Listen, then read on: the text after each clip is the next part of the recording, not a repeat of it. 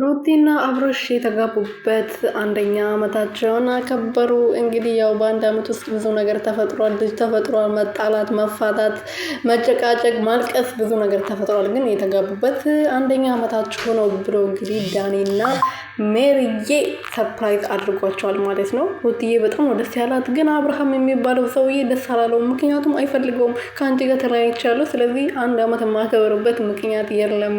እኔ የራሴ እየኖርኩ ነው ላይን የተገናኘውበት ኦራት ነው ማከበር የምፈልገው ብሎ እንግዲህ አካፊ ዘራፍ ብለዋል። ሰላም ሰላም ቤተሰብ እንዴት ናችሁልኝ? እኔ ያለው ፈጣሪ የተመሰገነው በያላችሁበት ሰላማችሁ ብዝት ትርፍርፍ ይበልልኝ። አብርሽና ሩቲ እንግዲህ ዛሬ የተጋቡበት አንድ ዓመታቸው ነው። ግን አልፈዋል በጣም ማለት ነው። እንዴ ልጁ ራሱ ተወርዶ እኮ አሁን ወደ 5ኛው ወሩ ሄደዋል አይደል እንዴ?